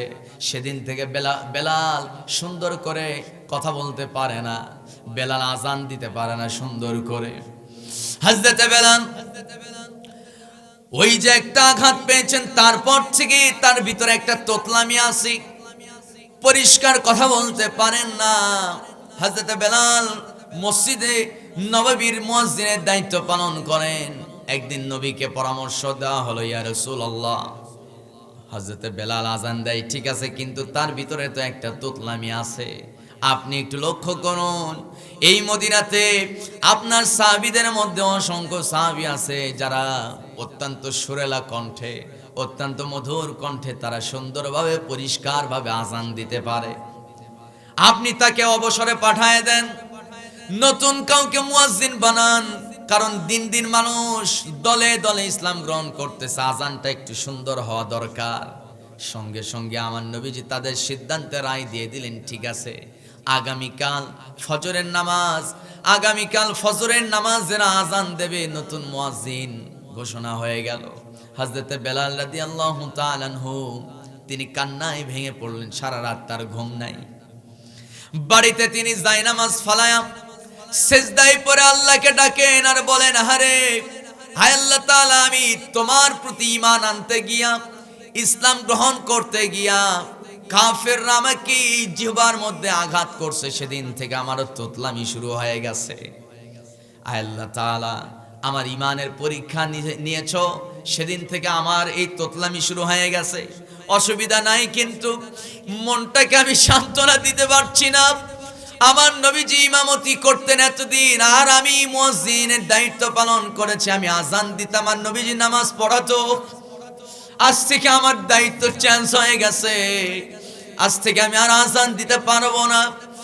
এই কষ্টে হযরতে বেলাল রাদিয়াল্লাহু তাআলা আনহু জায়নামাজ ভাসায় দিয়েছেন কেঁদে কেঁদে। শেষ পর্যন্ত বেলাল তাহাজ্জুদ গড়ায়া, বেলাল ফজরের সময় পর্যন্ত হয়ে গেল, বেলাল তারপরেও সিজদায় পড়ে আছে। জোরে কোন আল্লাহু আকবার। আমার ভাইয়েরা, ওদিকে আমার নবীজি ফজরের সময় যখন হয়ে গেছে, নবীজি নতুন মুয়াজ্জিনের মাধ্যমে মসজিদের নববীর মধ্যে আজান চালু করে দিলেন। মুয়াজ্জিন, নতুন মুয়াজ্জিন সুরালা কণ্ঠে আজান দিল, সবাই আনন্দে আত্মহারা। হাজার হাজার মানুষ নামাজ আদায় করার জন্য ছুটে আসছে। সবাই নবীর পেছনে নামাজ পড়বে, নামাজ শুরু হয়ে গেছে, বেলাল নাই। নামাজ শুরু হয়ে গেছে, নতুন মুয়াজ্জিন ইকামত দিয়েছেন, নবীজি আল্লাহু আকবার বলে নামাজ শুরু করে দিলেন। দীর্ঘ 30 মিনিট যাবত ফজরের নামাজ আদায় হলো। নামাজ শেষ হওয়ার পর সবাই মসজিদে আনন্দ, কিন্তু কেউ বেলালের খোঁজ নেয় নাই। ওদিকে বেলাল জানেই না যে ফজরের ওয়াক্ত শুরু হয়েছে, সিজদায় পড়ে আছে। আল্লাহু আকবার। আমার ভাইয়েরা, আমার বন্ধুগণ, হযরতে বেলাল রাদিয়াল্লাহু তাআলা আনহু জায়নামাজ সিজদায় পড়ে আছে। অন্যদিকে সবাই নামাজ পড়েছেন, সবাই আনন্দে আত্মহারা। এত সুন্দর আজান কেউ শুনে নাই, সুন্দর আজান হয়েছে, সবাই খুশি। আমার বন্ধুগণ, ঘন্টার পর ঘন্টা চলে যায়, কিন্তু আকাশে সূর্য ওঠে না। আমার ভাইয়েরা, লক্ষ্য করে দেখা গেল 1 নয় 2 নয়, টানা 6 ঘন্টা হয়ে গেছে। ব্যাপার কি সূর্য ওঠে না? কিয়ামত শুরু হয়ে গেল নাকি? কিয়ামত হয়ে গেল নাকি? নবীজিও ভীষণ টেনশনে পড়ে গেছেন। সবাই শুধু ভয়ে আতঙ্ক, দোয়া ইনুস পড়া শুরু হয়ে গেছে। কেউ ভয়ে নামাজে সিজদায় পড়ে আছে, কেউ আবার কোরআন তেলাওয়াত করতেছে, সবাই ভীত সন্ত্রস্ত। এমন সময় আমার বন্ধুগণ, সবাই যে এত ভয়ে আতঙ্কিত, কিন্তু কেউ তখনও বেলালের খোঁজ নেয় নাই। অন্যদিকে হযরতে জিবরাইল আলাইহিস সালাতু ওয়াস সালাম নবীর কানে কানে এসে নবীকে জানায় দিচ্ছেন, ওগো আল্লাহর নবী, আজকে ফজরে আজান হয় না, এজন্য আল্লাহ তাআলা সূর্যকে পারমিশন দেয় নাই পূর্ব দিকে সূর্য উদিত হওয়ার। সঙ্গে সঙ্গে নবীজি বলছেন, কি বলো? ওরে জিবরাইল, আজকে তো নতুন মুয়াজ্জিন আজান দিয়েছে, আজকে তো নতুন মুয়াজ্জিন আজান দিয়েছে। সবাই তো আমরা অত্যন্ত খুশি, সবাই আনন্দিত। সঙ্গে সঙ্গে জিবরাইল আলাইহিস সালাম বলেন, ইয়া রাসূলুল্লাহ, প্রত্যেক দিন প্রত্যেক আজান আল্লাহর আরশ পর্যন্ত পৌঁছে যায়, কিন্তু আজকে ফজরের আজান আল্লাহর আরশে পৌঁছে নাই। এজন্য আল্লাহ তাআলা সূর্যকে পূর্ব দিকে উদিত হওয়ার পারমিশন দেয় নাই। আল্লাহু আকবার। নবীজির সঙ্গে সঙ্গে বেলালের কথা মনে পড়ছে, আমার বেলাল কই? কেউ বেলালের খোঁজ দিতে পারে না। পাশ থেকে আব্দুর রহমান বিন আউফ দাঁড়ায় গিয়া বলছে, ইয়া রাসূলুল্লাহ, বেলাল তো নাই, যাও তো বেলালের বাড়িতে যাও। খোঁজ করে জানা গেল বেলাল বাড়িতে সিজদায় পড়ে আছে। বেলালকে ডাকা হলো, বেলাল আজান দাও, তুমি আজান না দিলে আকাশে সূর্য উঠবে না। সুবহানাল্লাহ নাই? আর একটু জোরে কোন আওয়াজ করে বলুন আল্লাহু আকবার। আসলে বেলালের আজান ছিল তাকওয়ার আজান, খোদাভীতির আজান। তার প্রত্যেকটা আজান ছিল জীবন্ত আজান। জোরে বলি আল্লাহু আকবার। আমার ভাইয়েরা, আমার বন্ধুগণ, সেই বেলাল বড় শোকাহত, কারণ নবীজি নাই, নবীজি দুনিয়া থেকে বিদায় নিয়েছেন। দূর দেশ থেকে আগত ইহুদি হযরত বেলালকে জিজ্ঞেস করলেন, ওরে বেলাল, তোমাদের নবী কোথায়? নবী তো মারা গেছে। হ্যাঁ ঠিক আছে, মারা গেছে, কিন্তু জানতে চাই তোমাদের নবী মুহাম্মদ বিন আব্দুল্লাহ, তার চরিত্র কেমন ছিল বলো। যেই না জিজ্ঞেস করছি, বেলাল নবীর কথা স্মরণ হওয়া মাত্র আবারও তিনি সেন্সলেস হয়ে জ্ঞান হারায়া বেলাল মসজিদে নববীর মাটিতে লুটে পড়লেন। ইহুদি ভীত সন্ত্রস্ত হয়ে গেছে। ওই ইহুদি সেখান থেকে সরে গিয়া হযরতে আলী রাদিয়াল্লাহু তাআলা আনহুর কাছে গেলেন। হযরত আলীর কাছে গিয়ে বলছেন, ও ভাই আলী, তুমি নাকি নবীর জামাই? হ্যাঁ আমি নবীর জামাই। বলো তো তোমার শ্বশুর, তোমাদের নবী মুহাম্মদ বিন আব্দুল্লাহ, তার চরিত্র, তার আচরণ কেমন ছিল? সঙ্গে সঙ্গে হযরত আলী, তিনি তো বড় মহাজ্ঞানী, হযরত আলী রাদিয়াল্লাহু তাআলা আনহু তিনি বলছেন, ঠিক আছে তোমার প্রশ্নের জবাব দেব, কিন্তু তার আগে আমার একটা প্রশ্নের জবাব দিতে হবে। কি প্রশ্ন বলো? ভাই ইহুদি, বলো তো এই আসমানের সমস্ত, মহাশূন্যের সমস্ত তথ্য, সমুদ্র জগতের সমস্ত তথ্য, ভূমণ্ডলের সমস্ত তথ্য তুমি আমাকে একটা একটা করে শোনায় দাও। ইহুদি বলতেছে, এই ক্ষুদ্র মস্তিষ্কে ভূমণ্ডলের তথ্য, সমুদ্র জগতের তথ্য, এই গোটা গ্রহ নক্ষত্র সহ এই গোটা মহাশূন্যের তথ্য আমি ক্ষুদ্র মস্তিষ্কে তোমার সামনে তো উপস্থাপন করতে পারবো না। সঙ্গে সঙ্গে হযরত আলী বলেন, ওরে ভাই ইহুদি, তুমি কি জানো মহান রব্বুল আলামিন আমার শ্বশুর, আমার নবীর ব্যাপারে তিনি কি জানিয়েছেন? আল্লাহ বলেন, ওয়া ইন্না লাকা লাআজরান গায়রা মামনুন ওয়া ইন্নাকা লাআলা খুলুকিন আযীম। জোরে বলুন আল্লাহু আকবার। আল্লাহ রাব্বুল আলামিন বলেন, ও দুনিয়ার মানুষরা জেনে রাখো, আমার নবীর চরিত্র হলো অনুপম চরিত্র, উন্নত চরিত্রের অধিকারী মুহাম্মদ সাল্লাল্লাহু আলাইহি ওয়াসাল্লাম। তার মতো উন্নত চরিত্র কোন নবীর মধ্যে ছিল না, কোন ওলি পীর সাহেবের মধ্যেও থাকতে পারে না। কারণ আমার নবী হচ্ছেন ওয়ামা আরসালনাকা ইল্লা রাহমাতাল লিল আলামিন। জোরে বলুন আল্লাহু আকবার। আমার ভাইয়েরা, নবী হচ্ছেন গোটা পৃথিবীর জন্য রহমত। গোটা পৃথিবীর জন্য রাসূলকে যিনি রহমত হিসেবে পাঠিয়েছেন, চিল্লায় বলতে হবে তিনি কে? আমার নবী যে একদিন দাওয়াতি কাজের উদ্দেশ্যে বের হয়েছেন, নবী কেমন রহমত দেখেন। তিনি যে প্রত্যেকটা প্রাণীকুল, প্রত্যেকটা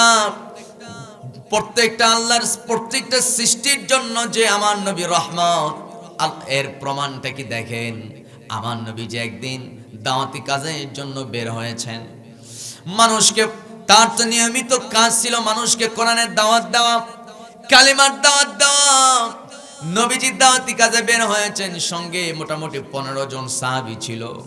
নবী আমার 15 জন সাহাবীর একটা কাফেলা নিয়া মানুষকে কোরআনের দাওয়াত দেওয়ার জন্য সকাল সকাল বের হয়েছেন। ওই মদিনার পাহাড়ি এলাকা দিয়ে নবী হাঁটতেছেন, হঠাৎ করে উটের পায়ের খুরের শব্দ নবীর কান পর্যন্ত এসে গেল। নবীজি চিন্তা করলেন, এতগুলো উটের পায়ের শব্দ কোন দিক থেকে আসে। পেছনে তাকায় দেখে অসংখ্য উট, একদল উট নবীর দিকে দৌড়ে দৌড়ে আসতেছে। সাহাবীরা বলছেন, ইয়া রাসূলুল্লাহ, এই উটগুলো এই দিকে কেন দৌড়ে দৌড়ে আসে? তাদের তো মালিক দেখতেছি না। সঙ্গে সঙ্গে নবীজি বলছেন, দাঁড়াও তো, তোমরা তোমাদের যাত্রা বন্ধ করো, এখানে একটু দাঁড়ায় যাও, দেখা যাক এই উটগুলো কোন দিকে যায়। এতগুলো উট, অনেক বিশাল একটা উটের দল নবীর দিকে দৌড়ে দৌড়ে আসতেছে। আমার নবীজি দাঁড়ায় গেলেন। নবীজি যখন দাঁড়ায় গেছে, দেখা যাচ্ছে উটগুলো নবীর দিকেই ছুটে চলে আসতেছে। এক পর্যায়ে নবীর সামনে এসে উটগুলো নবীর দিকে অনেকক্ষণ যাবত তাকায় আছে। হঠাৎ করে দেখা গেল ওই উটগুলো তাকায় থাকতে থাকতে হঠাৎ করে সবার চোখ দিয়ে পানি ঝরতেছে। আল্লাহু আকবার।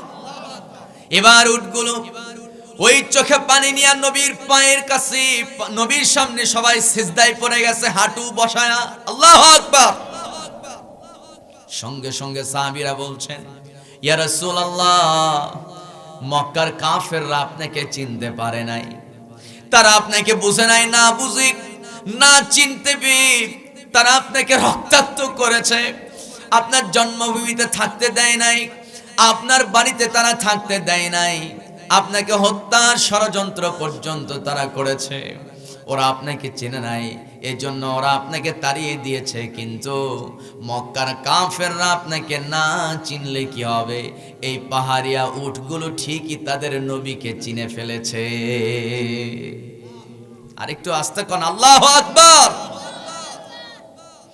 আমার ভাইয়েরা, এবার ওই সাহাবীদের মধ্যে একজন সাহাবী হযরত সালমান ফারসি রাদিয়াল্লাহু তাআলা আনহু নবীর দিকে মায়ার দৃষ্টি দিয়ে তাকায় রাসূলকে বলছেন, ইয়া রাসূলুল্লাহ, এই উটগুলো আপনি কি চিনতে পেরেছে?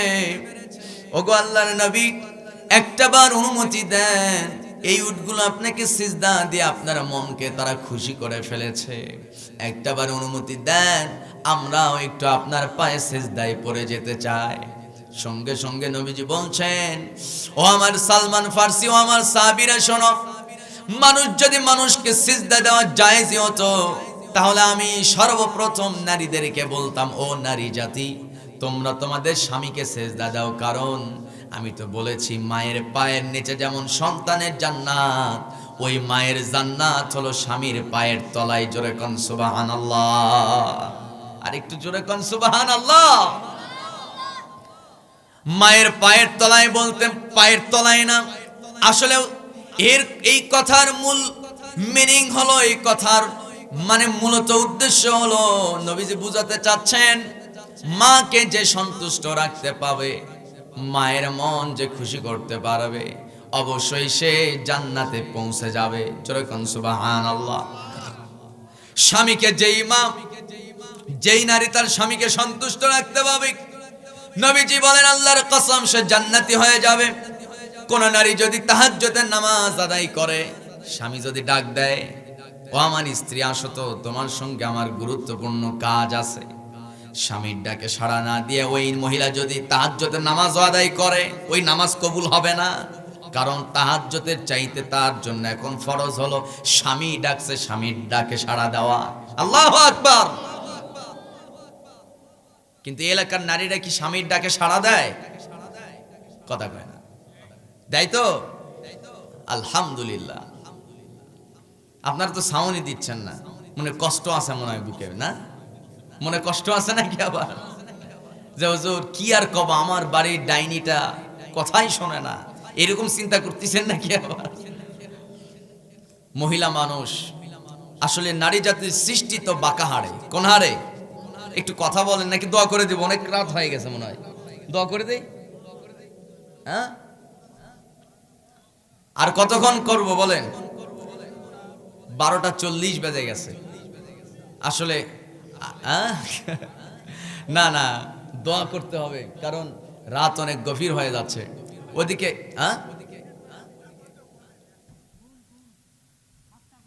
হ্যাঁ, মাশাআল্লাহ, আপনার মনোযোগ ঠিক আছে, আলহামদুলিল্লাহ। সম্মানিত ভাইয়েরা, ওই যে অনেকে যে আবার উঠে যায় হিসি দেওয়ার জন্য। আচ্ছা আচ্ছা। সম্মানিত ভাইয়েরা, নারী জাতি বাঁকা হাড়ে তৈরি। বাঁকা হাড় মানে কি? বাম পাজরের হাড়। এই হাড় সোজা না বাঁকা? কথা কয় না। সোজা না বাঁকা? এলাকার নারী সোজা না বাঁকা? বেকা। বাঁকা হাড়ে তৈরি নারী জাতিকে আপনি সোজা বানানোর জন্য চাপ দেবেন তো ভেঙ্গে যাবে। কথা কয় না, ঠিক না? আবার বেশি ছাড় দেবেন তো ঘর জামাই বানায় ছাড়বে। একটু বেশি বলে ফেললাম মনে হয়। সম্মানিত ভাইয়েরা, নারী জাতি তারা তাদের মনটা অনেক নরম, দিলটা অনেক প্রশস্ত। বলেছেন মুহাম্মদ সাল্লাল্লাহু আলাইহি ওয়াসাল্লাম, তাদের জান্নাতে যাওয়া অনেক সহজ। শুধুমাত্র স্বামীর খেদমত করবে, নামাজ পড়বে, রোজা রাখবে, পর্দা করবে, আর তার সন্তানদের দেখশন করবে। আল্লাহ নবী বলেন, আল্লাহর কসম, ওই নারী জান্নাতি হয়ে যাবে। সুবহানাল্লাহর আওয়াজ নাই, আরে একটু জোরে বলি সুবহানাল্লাহ। কয়টা কাজ? সবাই কয় না কয়টা কাজ? 5টা কাজ। আমার ভাইয়েরা, আমার বন্ধুগণ, নবী তো খুব রহম দিলের মানুষ ছিলেন। নবীর থেকে শিক্ষা নেওয়ার দরকার আছে না নাই? সবাইকে বলতে হবে, আছে না নাই? আমার নবীজি কেমন রহম দিলের মানুষ ছিলেন। নবী আমার একদিন নিজের মেয়ে ফাতেমার বাড়ির উদ্দেশ্যে রওনা করলেন। 3 দিন যাবত না খাওয়া, শরীর চলে না, কোনো মতো কষ্ট করে ফাতেমার বাড়ি পর্যন্ত পৌঁছলেন। দরজায় নক করলেন, দরজা খুলে গেল, সালাম বিনিময় হয়ে গেল। ফাতেমার সঙ্গে দেখা হওয়া মাত্র নবীজি ঘরের মধ্যে গেলেন। ঘরের মধ্যে গিয়া ঘরের বাইরে উঠানে বসছে। নবীজিকে মেয়ে ফাতেমা বলছেন, আব্বা যান ঘরের মধ্যে ঢোকেন। মা শরীর তো চলে না, কোনো মতো মেয়েকে ধরে ধরে ঘরের মধ্যে গেলেন। এবার রাসূল বলছেন, ও আমার মেয়ে ফাতেমা, তুমি কি জানো তোমার বাবা 3 দিন যাবত না খাওয়া, 3 দিন যাবত কোনো খাবার নাই, রোজা রেখে তোমার বাবা 3টা দিন পার করেছে। সঙ্গে সঙ্গে ফাতেমার মনটা খারাপ, মাথাটা নিচের দিকে। আমার নবী বলছেন, ও ফাতেমা, বাড়িতে কোনো খাবার আছে নাকি? ফাতেমা কথা বলে না, মাথাটা নিচের দিকে। আমার বন্ধুগণ মাথা নিচু করে আছেন। একটু পর নবীজি কষ্ট করে দাঁড়ায়া নিজের মেয়েকে উদ্দেশ্য করে বলছেন, মেয়ে আমার, আমি 3 দিন যাবত না খাওয়া, জিজ্ঞেস করেছি তোমার বাড়িতে খাবার আছে না নাই, কিন্তু তুমি মাথা নিচু করে আসো কেন? হাত দিয়া মাথাটা যেই না উঁচু করছে, সোজা করায় দিয়েছে। দেখেন ফাতেমার চোখ দিয়ে অনবরত ফাতেমার চোখ দিয়ে পানি ঝরতেছে। নবীর মনটা ভারাক্রান্ত হয়ে গেছে। আমার নবীজি ব্যথায় কাতর হয়ে গেছেন। জিজ্ঞেস করলেন, ও আমার মেয়ে ফাতেমা, বুঝতে পেরেছি তোমার বাড়িতে বুঝি খাবার নাই, আমার 2 নাতি হাসান হুসাইন কোথায়? সঙ্গে সঙ্গে ফাতেমা বলছেন, ইয়া রাসূলুল্লাহ, ও আমার আব্বা জান, আপনার 2 নাতি হাসান হুসাইন ওরা তো ঘুমিয়ে গেছে, ওরাও 4 দিন যাবত না খাওয়া, আমি তাদেরকে কিছু খাবার দিতে পারি নাই। সঙ্গে সঙ্গে নবীজি কথাটা লোড নিতে পারেন নাই। এদিকে ইফতারির সময় হয়ে যাচ্ছে। নবীজি মনে মনে চিন্তা করছিলেন, আজকের ইফতারটা আমার মেয়ের বাড়িতে করব, কিন্তু মেয়ের বাড়িতেও খাবার জুটলো না। নবীজি মদিনার মসজিদে নববীর উদ্দেশ্যে রওনা করলেন। আমার নবীজি কোনো মতো কিছু পানি খেয়ে ইফতার সেরে মাগরিবের সালাত আদায় করলেন। কোন সাহাবীদেরকে বুঝতে দিলেন না তার 4 দিন যাবত না খাওয়া।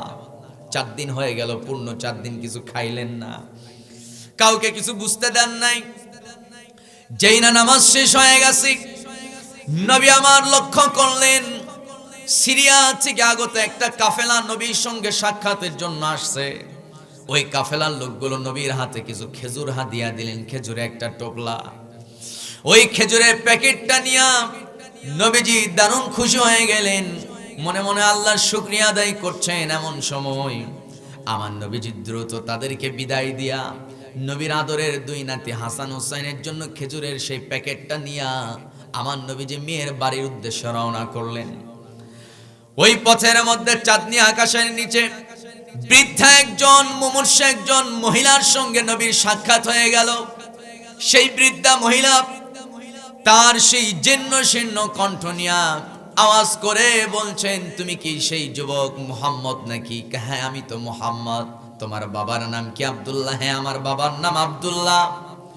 সঙ্গে সঙ্গে বলছেন, ও মুহাম্মদ বিন আব্দুল্লাহ, আমি তো শুনেছি তুমি নাকি ক্ষুধার্তকে নাকি খাবার দাও, এতিম অসহায়দেরকে, বস্ত্রহীনদেরকে বস্ত্র দাও, অসহায়দেরকে নাকি সাহায্য করো। তুমি কি জানো মুহাম্মদ, তোমার সামনে থাকা বৃদ্ধা মহিলাটা আজকে 7 দিন যাবত না খাওয়া কিছু খায় নাই। নবী আমার কোনো কিছু চিন্তা করলেন না, নিজের আদরের দুই নাতির কথা ভুলে গেলেন, মেয়ের কথা ভুলে গেলেন, জামাইয়ের কথা ভুলে গেলেন, নিজে 4 দিন যাবত না খাওয়া সেই কথাও ভুলে গেলেন। হাতে থাকা সেই খেজুরের প্যাকেটটা সঙ্গে সঙ্গে বৃদ্ধা মহিলার হাতে দিয়ে বলছেন, এইটা নাও, আল্লাহর শুকরিয়া আদায় করো। আর একটু জোরে বলি আল্লাহু আকবার। আমার ভাইয়েরা, আমার বন্ধুগণ, সেখান থেকে নবীজি কাজের সন্ধানে বের হলেন, কাজের তালাশ করছেন। এক পর্যায়ে আমার নবী একটা কাজের সন্ধান পেলেন। সেই কাজ হলো, একজন ইহুদির বাড়িতে একটা কূপ আছে, একটা কুয়া। বর্তমানে আমাদের এলাকায় এখন তার কুয়াই খুঁজে পাওয়া যাবে না। পাওয়া যাবে? আমার ভাইয়েরা, আমার বন্ধুগণ, আগের যুগে প্রত্যেকটা গ্রামে অন্তত 1-2টা করে কুয়া থাকতো। আমার বন্ধুগণ, কুয়াতে যে পানি থাকে, ওই পানি কি কুয়ার উপরে থাকে না কুয়ার তলায়? কুয়ার তলায় থাকে। একজন ইহুদির বাড়িতে একটা কুয়া আছে। ওই কুয়ার তলায় যে পানি আছে, রশি দিয়া, বালতি দিয়া কূপ থেকে যদি কেউ 1 বালতি পানি তুলতে পারে, ইহুদি তাকে 2টা করে খেজুর দেবে। সেই কাজে নবীজি নিয়োগ হলেন। আমার নবীজি যখন ওই কাজে নিয়োগ হলেন, 1 বালতি পানি তুললেন। 2, 3, 4 বালতি পানি তোলার পর নবীজি যখন 4 বালতি শেষ করে 5 বালতি যখন তুলতে যাবে, রশি ছিঁড়ে বালতি কুয়ার নিচে পড়ে গেছে। সঙ্গে সঙ্গে আমার বন্ধুগণ, পাশে থাকা ইহুদির মেজাজটা গরম হয়ে গেছে, চক্ষু বড় বড় করে আছে। আমার বন্ধুগণ, যেই জায়গায় বেশি পানি নাড়াচাড়া হয় সেই জায়গায় মাটিগুলো কিন্তু পিচ্ছিল থাকে, ঠিক কিনা বলুন? আমার ভাইয়েরা, আমার নবীজি যখন দেখলেন রশি ছিঁড়ে গেছে, বালতি কুয়ার তলায় পড়ে গেছে, নবী আমার আর তো পানি তুলতে পারবেন না, এই চিন্তা করে এবার নরম স্বরে ওই ইহুদিকে লক্ষ্য করে বলছেন, ভাই ইহুদি, আমি তো 4 বালতি পানি তুলছি, 1 বালতির বিনিময়ে 2টা খেজুর পাওয়ার কথা, 4 বালতির বিনিময়ে 8টা খেজুর পাওয়ার কথা। জানো কি, আমার হাতুরের 2 নাতি হাসান হুসাইন 3-4 দিন যাবত না খাওয়া, আমি অনাহারে আছি, আমার মেয়েটাও না খাওয়া। আমি 4 বালতির বিনিময়ে 8টা খেজুর পাবো, দয়া করে আমাকে 8টা খেজুর দাও। ওই 8টা খেজুর নিয়ে আমি আমার মেয়ের বাড়ির দিকে রওনা হব। ওই ইহুদি করলেন কি, সেই কড়া মেজাজ নিয়া নবীর কথাটার গুরুত্ব না দিয়া ওই পিচ্ছিল জায়গা যেখানে পানি পড়ে আছে, শ্যাওলা হয়ে গেছে, নবীকে ওই জায়গায় জোরে একটা ধাক্কা মারলেন, সঙ্গে একটা থাপ্পড় মেরে দিলেন। আমার নবীজি থাপ্পড় খেয়ে এমনিতেই তো শরীরটা দুর্বল, না খাওয়া 4 দিন যাবত, নবী একেবারে 1 থাপ্পড় খেয়া ধাক্কা খেয়ে নবীজি মুখ থুবড়ে ওই জায়গায় পড়ে গেলেন। সামনে একটা পাথর ছিল, অন্ধকার রাত। আমার বন্ধুগণ, নবীজির ঠোঁট আর কপালে আঘাত লেগে ঠোঁট ফেটে, কপাল ফেটে ফেনকি দেওয়া রক্ত বের হওয়া শুরু হয়ে গেল। আমার ভাইয়েরা, আমার বন্ধুগণ, নবীজি আমার একেবারে রক্তাক্ত চেহারা নিয়ে কোনো মতো কষ্ট করে দাঁড়ালেন, ইহুদির দিকে আর তাকালেন না। নবীজি প্রতিশোধ নিলেন না, খেপেও গেলেন না, শুধুমাত্র কুয়ার কাছে গেলেন। সামনে গিয়া আমার নবীজি শুধু আসমানের দিকে তাকায় চোখের পানি ফেলতে ফেলতে বলছেন, ও আরশের মালিক, আপনার নবী, আপনার রাসূল মুহাম্মদ আজকে 4 দিন যাবত না খাওয়া, তার নাতি 2টাও 4 দিন যাবত না খাওয়া, তার আদরের মেয়েটাও না খাওয়া। ও আল্লাহ, এই কুয়ার নিচে যে বালতি আর রশিটা পড়ে আছে, দয়া করে আমার হাতে উঠায় দাও।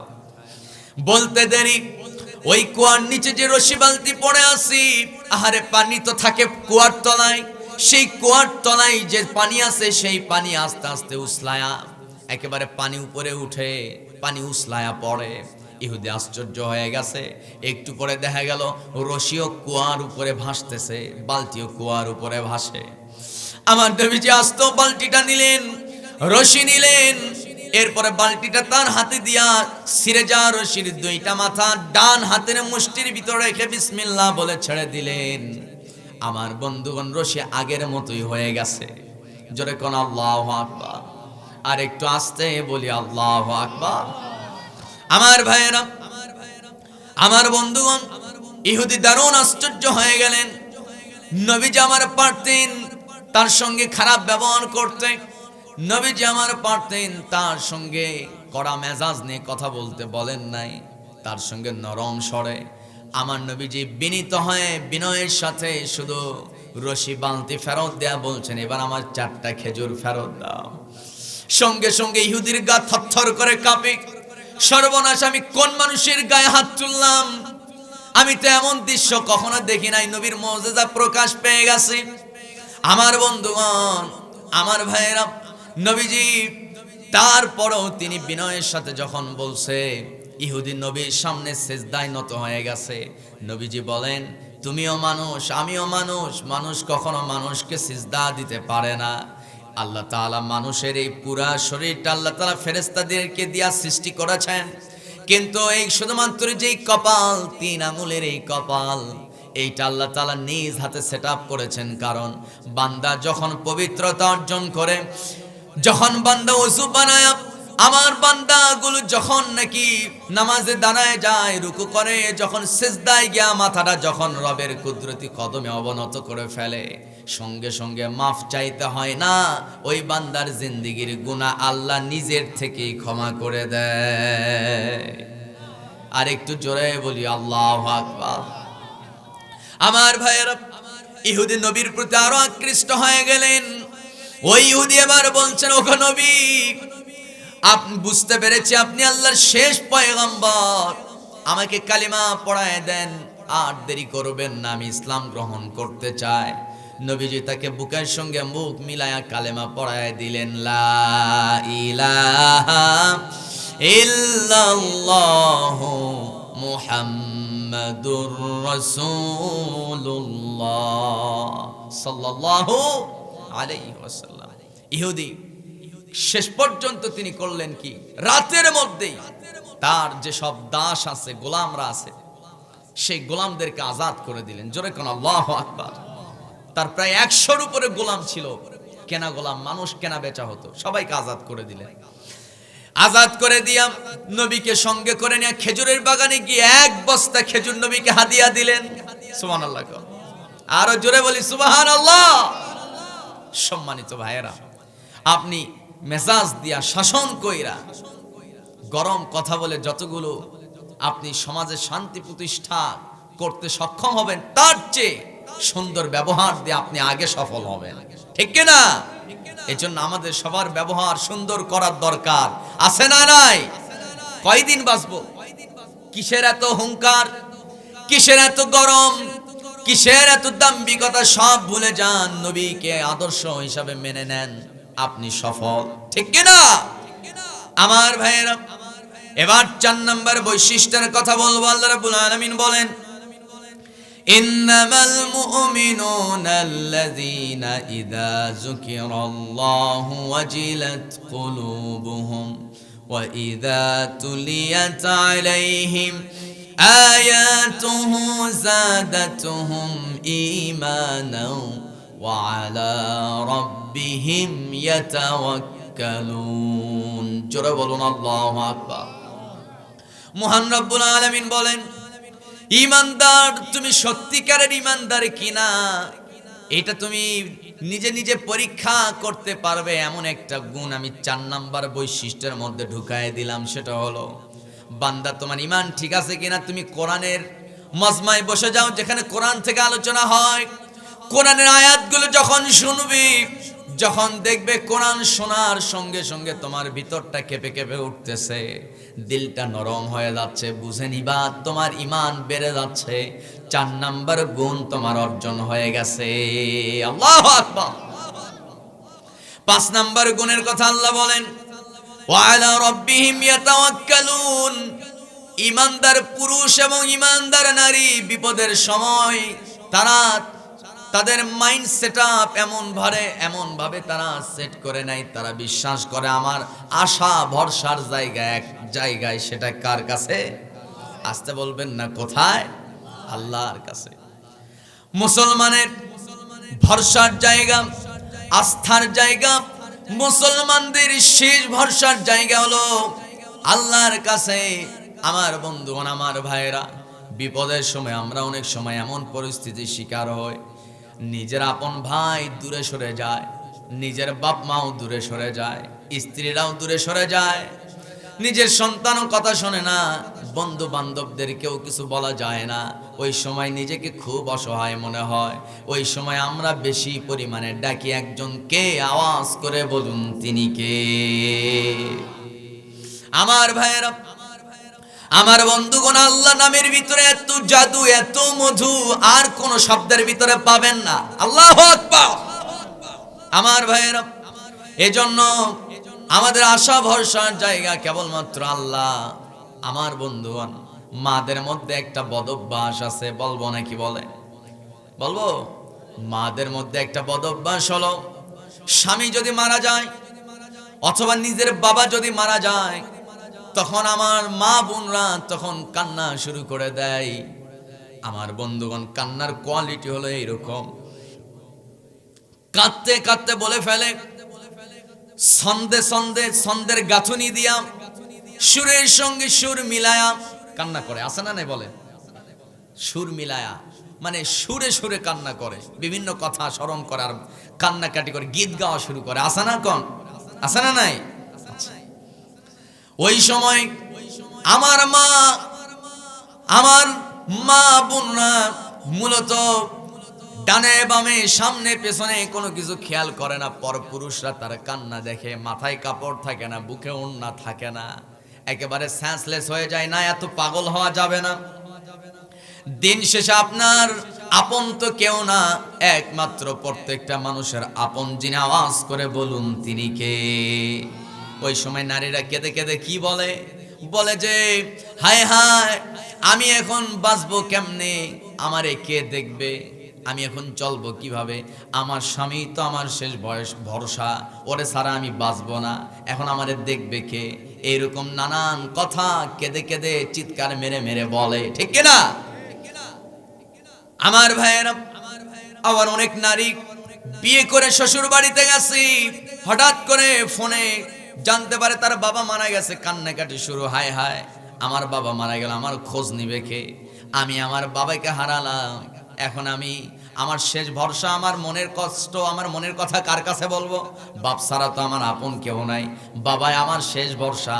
আরে বোন, জেনে রাখেন, আপনি আজকে কান্না করে করে বলছেন আপনার স্বামী মারা যাওয়ার কারণে, আপনার বাবা মারা যাওয়ার কারণে আপনি কান্না করে করে চিৎকার মেরে মেরে বলছেন আপনার স্বামী আপনার আপন, আপনার স্বামী ছাড়া আপনাকে কে দেখবে?